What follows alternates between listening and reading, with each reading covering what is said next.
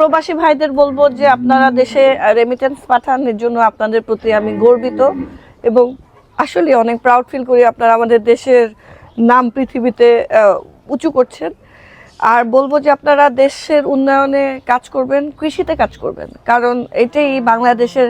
আপনি যখন খাদ্যে সম্ভ্রান্ত তখন আপনাকে পৃথিবীর কেউ ছোট করতে পারবেন। এবং ফরচুনেটলি আমাদের মাটি অনেক উর্বর, যেখানে মিডল ইস্টে আমাদের বেশিরভাগ ভাইরা কাজ করে, যেখানে আপনারা কৃষি কাজ করতে যান অন্যদের জন্য, সেখানে মাটিটাও আরেকটা দেশ থেকে কিনে আনতে হয়, যেটা আমাদের দেশে প্রয়োজন হয় না।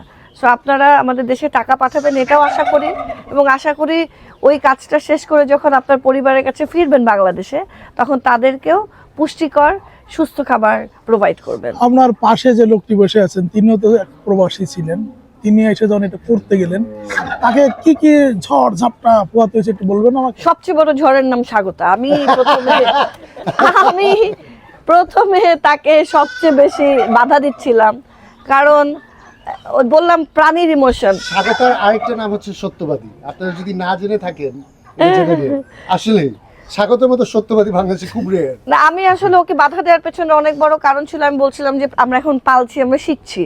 সো হাসান কিন্তু তখনও পর্যন্ত বাংলাদেশের মানুষকেই জানে না। এক একটা দেশের মানুষের ক্যাটাগরি এক এক রকম। সো সে যেহেতু বাংলাদেশে নতুন, বাংলাদেশের মানুষ সম্বন্ধে তার কোনো ধারণাই নাই। আর সবচেয়ে বড় কথা, হাসানকে আমি প্রথমে যাদের সাথে ইন্ট্রোডিউস করিয়েছি তারা ধরেন সমাজের উচ্চ পদস্থ লোক, কারণ আমার আশেপাশে যারা ছিল। কিন্তু এই খামার নিয়ে কাজ করতে হলে তো মাটির সাথে মিশে যেতে হবে এবং বাংলাদেশের মাটির মানুষের সাথে কাজ করতে হবে। তো তাদেরকে কিভাবে মেনটেন করতে হয় বা তাদের সাথে কিভাবে কথা বলতে হয়, হাসান তো ভালো করে বাংলাই বলতে পারতো না। সো এই কারণে আমি তাকে বাধা দিচ্ছিলাম। মোটামুটি আমি শিখাতে গিয়ে আমার নিজের বাংলা খারাপ হয়ে গেছে। যাই হোক, যে আমি শিখাইছস বলছিস, আমি তো আগে বলতাম আমাকে শিখিয়েছিস। সো এই আবার বাংলা খারাপ হয়ে যাচ্ছে। হ্যাঁ, তো এই আর কি, এর জন্য আমি মানা করছিলাম যে আরো কিছুদিন বাংলাদেশে থাকুক, একটু বুঝে নিক পরিবেশ, তারপরে ব্যবসাটা শুরু করুক। কিন্তু হাসান হচ্ছে এসিপি, এক্ষুনি লাগবে। তো ওর এই ফোর্স এটা শুরু করে ফেলেছে। তবে আমি হাসানের থেকে একটা জিনিস শিখেছি, আমার অনেক কিছুই এমন হয় যে পরে করব। এটা আল্লাহ তো বলে যে পরে করব বলে কোনো বিষয় নেই, যা মনে হবে এখনই। মানে নামাজ পরে পড়বো বা রোজা নেক্সট ইয়ার রাখবো, এরকম করলে করা হয় না। যেটা করার সেটা করতেই হবে। ভালো কাজ সময় নিতে হয় না, বা যে কোনো কাজেই সময় নিতে হয় না। আমরা ভালো কাজই করতে আপনাদের উদ্বুদ্ধ করব। তো এই আর কি, এখন হাসান শুরু করেছে যেহেতু, এখন আমি ওর সারথি, আমি ওর সাথে থাকবো এবং চেষ্টা করব। ওর উদ্দেশ্য তো অনেক হলি ভালো জিনিস চায়। সো এই ভালো জিনিসটা সবাইকে প্রোভাইড করব। আর মরে তো সবাই যাব, ভালো কাজ করে মরে গেলে হয়তো পৃথিবীতে নিজের পদচিহ্ন রেখে মারা যাওয়া যায়, যেটা বেসিক্যালি বিদেশি। তো আমি জন্মগতভাবে প্রবাসী মানে হচ্ছে যারা বাংলাদেশ থেকে বিদেশে থাকে। হাসানের জন্ম বিদেশে, সেই জন্য আমি আরো নার্ভাস ছিলাম। আচ্ছা, সো আমি ওইটা দিয়ে শুরু করতাম। ইনফ্যাক্ট আমি জন্মগতভাবে ব্রিটিশ, অর্থাৎ আমার জন্ম ইউকেতে। ঠিক আছে, আমি বাংলাদেশে আছি ফুল টাইম 3 বছর যাবত, এবং আমার বাংলাদেশে আসার অনেক কারণ। তার মধ্যে একটা গুরুত্বপূর্ণ কারণ হচ্ছে স্বাগতা, আরেকটা গুরুত্বপূর্ণ কারণ হচ্ছে আমার বাবা নাই, আম্মাও চলে গেছেন আল্লাহর কাছে। তো এখানকার যা আব্বা করে গেছেন, আমাদের ইউকেতেও বিজনেস আছে, এখানে আছে, তো এখানের দায়িত্বে এসেছিলাম। বোন দেখছে ইউকেটটা। এখন আমি একজন হিউজ দেশপ্রেমিক এবং একজন হিউজ নেচার লাভার। এবং দেশপ্রেমিক কীভাবে হলাম বিদেশে থেকে, কারণ আমার বয়স যখন 8 বছর, 8.5 বছর বয়সে আব্বা আম্মাকে ছোটো বোনকে নিয়ে আসে। আমরা 9 বছর ছিলাম বাংলাদেশে, এলিফ্যান্ট রোডে থাকতাম। তো তখন মানে খুবই কোর একটা টাইমে, কোর একটা এইজে বাংলাদেশে আসি। ওই জন্য আমার বাংলাদেশের প্রতি একটা ভালোবাসা হয়। আমি একটা নভেল লিখেছি, নভেলটা বাংলাদেশ এবং ইউকে মিলায় নভেলটা, এটা অনেক বছর আগে লেখা। তো আপনি যেটা বললেন কি কি চ্যালেঞ্জ ফেস করেছি, কি বাংলায় কি চ্যালেঞ্জ? প্রতিবন্ধকতা। বাংলা আমার সেকেন্ড ল্যাঙ্গুয়েজ, আমি বাংলা আমি ফ্লুয়েন্টলি বলতে পারি, বাট ইংলিশে আমি বেশি ভালো কথা বলতে পারি, করতে পারি। সো যেটা বলতে চাচ্ছিলাম যে চ্যালেঞ্জ, ফার্ম বিষয়টাই চ্যালেঞ্জিং ফার্স্ট টু লাস্ট। যে আমি বলবো as a businessman, I am an academic as well, আমি একজন PhD হোল্ডার। সো আমি একজন academic and I am an entrepreneur. So as an entrepreneur আমি যেটা বলবো, ফার্মের পুরো বিষয়টাই চ্যালেঞ্জিং। যদি আপনারা মানে দর্শকদের উদ্দেশ্যে বলছি মানে যদি আপনারা মনে করেন ফার্ম করে আপনারা খুব দ্রুত খুব সহজে টাকা বানাবেন, এটা একদম ভুল ধারণা। আপনারা বরং এটা করেন না। এটা তখন ক্রাইম করবেন।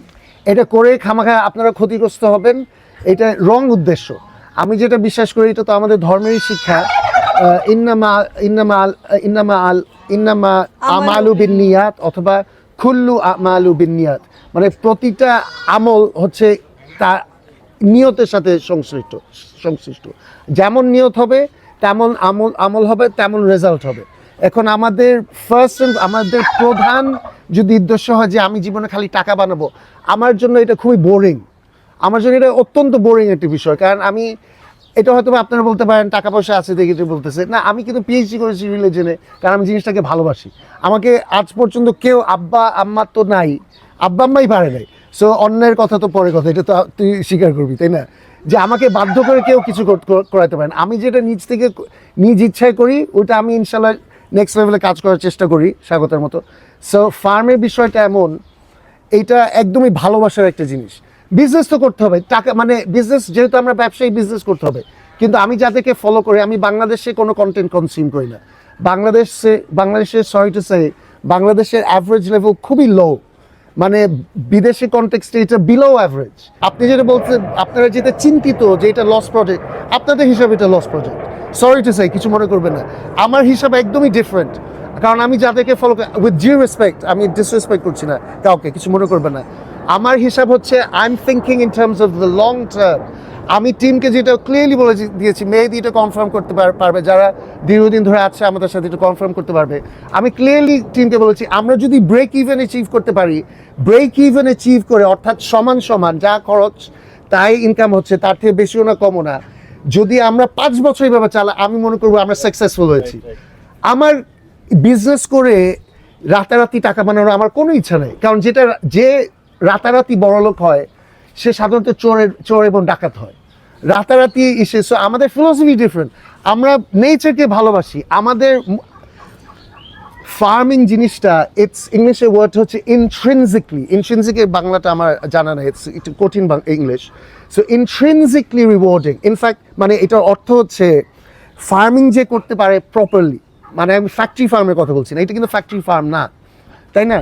ফ্যাক্টরি ফার্ম তো বুঝেন, যেটা মানে ঘন বসতিতে করা হয়, একদম অ্যান্টিবায়োটিক দিয়ে ফাটিয়ে ফেলতে মানে অ্যান্টিবায়োটিক দিয়ে ফাটিয়ে ফেলতে হয়। কিসের জন্য এত অ্যান্টিবায়োটিক? নেচারে কি অ্যান্টিবায়োটিক আছে? নেচারে অটো অ্যান্টিবায়োটিক, তাদের গাছপালা। কিন্তু আমরা এত ঘন বসতি মাধ্যমে পালার কারণে অ্যান্টিবায়োটিক দিতে হয়, দুদিন পর অসুস্থ হচ্ছে, মানে মিট প্রোডাক্টের কোয়ালিটি অনেক ফল করছে, এটসেট্রা এটসেট্রা। আমাদের হচ্ছে লং টার্ম চিন্তা, আমরা পার্মাকালচার স্টাইলে করতে চাই। পার্মাকালচার জিনিসটা কি আপনারা সার্চ করে দেখেন। পার্মাকালচার বিষয়টা হচ্ছে একদম নেচারের সাথে হাত মিলিয়ে কাজ করা, যেটা আগে হতো বাংলাদেশে, এখন তো আর হচ্ছে না। এটা একটা ট্র্যাজেডি, পুরো পৃথিবীতেই হতো, রাইট? এবং আমরা বলবো ফরচুনেট, কারণ আমাদের এখানে মিড 90s পর্যন্ত ফার্মাকালচারই ছিল। মিড 90s থেকে আমাদেরকে হচ্ছে ফার্মে যে কি বলে, এটাকে কি ফার্ম বলে, এটা কনসেন্ট্রেটেড ফ্যাক্টরি ফার্ম স্টাইলে ইন্টেন্সিভ ফার্মিং আর কি, বয়লার মুরগি, এই যে বয়লার স্টাইল, এটা আসলে মিড 90s থেকে আমরা। এবং এটা তো অবশ্যই আমাদের যারা সিনিয়র যারা আছেন আপনারা কনফার্ম করতে পারবেন, এটা তো একদমই বিদেশি বড় বড় জায়ান্ট কোম্পানিদের চাপে এইগুলো হয়েছে। মানে এগুলো তো তাদেরকে ইনসেন্টিভ দেওয়া হয়েছে, এই যে নাও ফ্রি ফার্টিলাইজার নিয়ে যাও, তোমার এত ফসল হবে, দেখলো রাতারাতি এত ফসল। এটা যে লং টার্ম যে ডিজাস্টার, এটা জানে না। আপনারা জানেন কি জানেন না, আমার ধারণা আপনারা জানেন না, কারণ এটা ওয়েল নোন ফ্যাক্ট না, দিস ইজ এ ফ্যাক্ট। এখন যেভাবে ফার্মিং হচ্ছে সারা ওয়ার্ল্ডে, আপনারা তো প্রফিটের কথা চিন্তা করছেন, মানে আপনাদের ডিসরেসপেক্ট করছি না, বাট এর থেকে প্রফিটের থেকে গুরুত্বপূর্ণ ফ্যাক্ট হচ্ছে, মানে সাময়িক প্রফিট থেকে এটা বড় গুরুত্বপূর্ণ পয়েন্ট, আমরা যেভাবে গ্লোবালি যেভাবে ফার্মিং করা হচ্ছে, মেজরিটি কেসে তো ইনঅর্গ্যানিকভাবে করা হচ্ছে, কনসেন্ট্রেটেড ফার্মিং, ইন্টেন্সিভ ফার্মিং। এইটা যদি কন্টিনিউ করে, এটা উইচ ইটস কন্টিনিউইং, এটা কিন্তু মেজর চেঞ্জ আসতেছে না কিন্তু, তাই না? কারণ সব জায়ান্ট কর্পোরেশনগুলো সব কিনে নিচ্ছে। এইটা যদি কন্টিনিউ করে, এবং মোস্ট প্রবাবলি কন্টিনিউ করবে, নেক্সট 2 জেনারেশন পর ইনাফ ফুডই থাকবে না, কারণ literally we are destroying the soil. We are literally destroying the soil, we're destroying our water, because of pesticides and fertilizers and all this inorganic, matter and waste products and poisons. These are essentially these are basically poisons. আপনারা যদি history দেখেন, pesticide কোথেকে আসছে? যেই company pesticide তৈরি করেছিল তারা কিন্তু একটা জার্মান কোম্পানি ছিল, Bayer, if I am not mistaken. তারা অরিজিনালি এটা কিন্তু মানুষকে মারার জন্য এই জিনিস তৈরি করেছিল।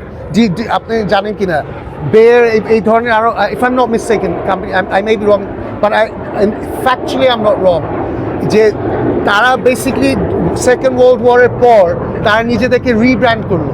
This is what this giant corporations do. তারা অরিজিনালি তৈরি করেছিল পয়জন টু কিল পিপল, তারপরে তাদের তো একটা প্রোডাক্ট আছে কিভাবে চালাবে, তখন তারা রিব্র্যান্ডিং করে এটা পেস্টিসাইড হিসাবে। Did you know this? Of course you didn't know this. The majority মানুষ জানেই না। আসলে স্লো পয়জনিং হয় আমাদের। And this is we are dying. মানে হিপোক্রেটিস, আমি যেটা সবসময় বলি, হিপোক্রেটিস যারা মেডিকেল ডাক্তার, ভেটের ক্ষেত্রে আপনারা এটা নেন কিনা, যে শপথ নেয়, হিপোক্রেটিক ওথ বলে, তাই না? Hippocrates was the ancient Greek father of medicine, যার কারণে মডার্ন মেডিসিন অনেকে ওনাকে সম্বর্ধনা দেওয়া হয়, হিপোক্রেটিক ওথ নেওয়া হয়। সেই হিপোক্রেটিস উনি বলেছিলেন, লেট ফুড বি দাই মেডিসিন, অর্থাৎ তোমার বাংলায় সুন্দর করে বল, লেট ফুড বি দাই মেডিসিন, খাদ্যই আসলে তোমার খাদ্যই যাতে তোমার ওষুধ হয়। লেট ফুড বি দাই মেডিসিন, তোমার খাদ্যই যাতে তোমার ওষুধ হয়। তার মানে কি, খাদ্যের মধ্যে ঔষধ। এবং আমাদের পূর্বপুরুষরা এটা ভালো করে জানতেন। আমরা ভুলে গেছি এই বিষয়। সবাই অসুস্থ, কেউ সুস্থ। আপনি কয়জন সুস্থ মানুষকে চেনেন? আসলে এটা আপনার কাছে আমার পরিচিত কেউ নাই সুস্থ, বাচ্চারা ছাড়া। বাচ্চারা অসুস্থ হয়ে যাচ্ছে, বাচ্চারা অসুস্থ হয়ে যাচ্ছে। বাচ্চাদের ভিটামিন ডি এর অভাব, বাচ্চাদের আয়রনের অভাব, এটা কি সম্ভব নাকি? ছোটবেলায় ভাবতে পেরেছে আমার আয়রন নিয়ে ভাবতে হবে, ছোটবেলায় ভাবতে পেরেছে আমার ভিটামিন ডি এর অভাব হবে, আমি তো রোদেই খেলি। রাইট, সো বেসিক্যালি এখন মেজরিটি মানুষ অসুস্থ বিকজ অফ লাইফস্টাইল। আমাদের মাটির সাথে কোনো সম্পর্ক নেই। আমরা না মাটি থেকে তৈরি। আমরা বলি না আদম আলাইহিস সালামকে আল্লাহ মাটি দিয়ে, আমরা কি এটা বিশ্বাস করি? আমরা বলি বিশ্বাস করি, কিন্তু কাজের মাধ্যমে আসলে বোঝা যাবে আমরা কতটা বিশ্বাস করি, কারণ আমরা এত মাটি থেকে ডিট্যাচড। আপনি লাস্ট খালি পায়ে পাড়া দিচ্ছেন কবে মাটিতে? আপনি নিজেই হয়তো বা জানেন না। ইয়েস, এখন আর্থিক ম্যাট বিক্রি হচ্ছে, এখন মাটির সাথে মানুষের connection। আমরা এটা সায়েন্টিফিকলি প্রমাণিত যে খালি পায়ে হাঁটলে এটা মেন্টাল, মানসিক হেলথের জন্য ভালো, এটা ইমিউন সিস্টেম বুস্ট করে, because there is an interchange. আমরা কিন্তু এক্সচেঞ্জ করছি নেগেটিভ আয়নস, বা আমাদের নেগেটিভ আয়ন বিল্ড আপ হচ্ছে, এটা চলে যাচ্ছে। সো মাটি এমন একটা জিনিস, কিন্তু আমরা মাটি নষ্ট করে ফেলছি। এবং যারা পার্মা কালচার করেন, যে অনেক বুজুর্গি অনেক অসাধারণ ব্যক্তি, ওনারা একটা হিউজ সোশ্যাল সার্ভিস করছে। ওনারা যেটা বলেন, ওনারা কি ফার্স্ট এন্ড ফরমোস্ট কিসে প্রাধান্য দেন জানেন? আপনারা অবাক হয়ে যাবেন শুনে। আমার এটা চিন্তা করে আমার গাছ ইনস্টিটিউট, ওনারা ফার্স্ট অ্যান্ড ফরমোস্ট প্রাধান্য দেন মাটির উপর। আমাদের মাটি ভালো থাকলে সব কিছু ভালো। কোথায় ওনাদের চিন্তা ক্যান ইউ ইমাজিন? আমরা মুসলিম হয়ে এগুলো চিন্তা করি? অবশ্যই চিন্তা করি। ইউরিয়া সার দিচ্ছি, বছরে 3 বার ফলন হচ্ছে, কিন্তু এই ইউরিয়া সারে বৃষ্টিতে গিয়ে যখন এই ইউরিয়া সার ধুয়ে নদীতে পড়ছে, তখন আমাদের নদীর এত ভালো ভালো মাছগুলো বিষাক্ত হয়ে যাচ্ছে। আমাদের তো উপায় নাই বিষ না খেয়ে বেঁচে থাকার। ইউরিয়া সার আমরা খালি এতে দিচ্ছে না, কিন্তু শুধু ওই কি বলে ল্যান্ডে দেওয়া হচ্ছে না, কিন্তু আপনি পুকুরে দেওয়া হচ্ছে, মাছের তাহলে হচ্ছে ইয়ে হওয়ার জন্য, শালা হওয়ার জন্য। রাইট, শালা হওয়ার জন্য, সেটা মাছের খাবার। তারপর গরুকে খাওয়ানো হচ্ছে, আবার ওটা দেওয়া লাগে ওই যে স্পিড বাড়ানোর জন্য। এই যে ক্যাপিটালিজমের সমস্যা হচ্ছে। আমরা আসলে ইন্টারভিউ তো অনেক বড় হয়ে যাচ্ছে। ঠিক আছে, আমি একটু জানতে চাচ্ছিলাম যে ডাক্তার মেহেদী স্যার আছে কেন ডাকছেন? আপনি তারপরে কোশ্চেন শেষ। অনেক সুন্দর বলতেছে, কিন্তু এতগুলো আপনি ইউটিউবে নেবেন না, কিন্তু আমাদের জানার জন্য আসলে ঠিক। আচ্ছা ঠিক আছে, তাহলে কন্টিনিউ করব। আমার কি ফিল্ম এসে আমি আসলে কি যে খালি তারপরে কোশ্চেনটা কি বলেন, তারপরে next না, ওই যে কোশ্চেন যে আমার ডাক্তার মেহেদী আছে কেন ডাকছেন? ডক্টর মেহেদী তো উনি তো আমাদের সাথে আছেন। ওনার সাপোর্ট আমরা নেই, ওনার অ্যাডভাইস নেই। উনি একজন খুবই সিনিয়র একজন ডাক্তার, একজন স্পেশালিস্ট। আমি যেটা বুঝি আমার অল্প জ্ঞানে, যে কোনো লাইনে ভালো করতে হলে, ইনস্টেড অফ ইংলিশে এক্সপ্রেশন হচ্ছে রিইনভেন্টিং দ্য হুইল। চাকা তো একবার ইনভেনশন হয়ে গেছে, আমি কি এখন নতুন করে চাকা আবার ইনভেন্ট করবো? এটা তো বোকামি ছাড়া, ছাগলামি ছাড়া কিছু না, তাই না?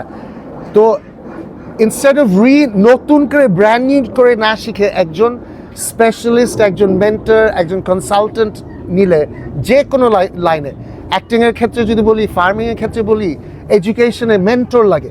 সো উনি আমাদের একজন সিনিয়র একজন অ্যাডভাইজার হিসেবে আছেন, উনি প্রায় আসেন আমাদের এখানে। আসেন। জি হ্যাঁ, মানে আমাদের গরু ছাগল মুরগি সবাইকে তো রোগমুক্ত থাকতে হবে, এবং রোগমুক্ত থাকার জন্য তো ওনার বিকল্প নাই, এবং আসলে দক্ষ অভিজ্ঞ মানুষের পরামর্শ নিলে আমাদের বিপদও কম হয়। এবং বাংলাদেশ খুব মানে একটা ক্রাইসিস, আমরা তো 1 বছর প্লাস হয়ে গেছে, 1 বছর অনেক টাইম না একটা ফার্মের জন্য, বাট আলহামদুলিল্লাহ 1 বছরে আমরা অনেক কিছু অ্যাচিভ করে ফেলছি। আমরা রিসেন্টলি অ্যাওয়ার্ড পেয়েছি প্রাণী সম্পদ জাতীয় প্রাণী সম্পদ সপ্তাহেতে আমরা ফার্স্ট প্রাইজ পেয়েছি, আমাদের ভাড়া পেয়েছে বেসিক্যালি। তো ওখানে আমরা গিয়েছি থ্যাঙ্কস টু ডক্টর মেহেদি। যেটা বলতে চাচ্ছিলাম, 1 বছর তো অনেক টাইম না একটা ফার্মের জন্য, তাও আমরা এর মধ্যে অনেক কিছু এক্সপিরিয়েন্স অর্জন করেছি এবং আমরা সামনের দিকে আগাতে চাচ্ছি এবং বাংলাদেশে নতুন কিছু আনতে চাচ্ছি। নতুন ইন এ সেন্স, আবার ইন এ সেন্স সব পুরনো ইন দ্য সেন্স যে মাটির সাথে মানুষকে রিকানেক্ট করে দেওয়ার জন্য। এখন নেচার থেকে সবাই ডিট্যাচ। আমরা আসলে পুরনোকে নতুন করে ব্র্যান্ডিং করতে চাই। Yes yes yes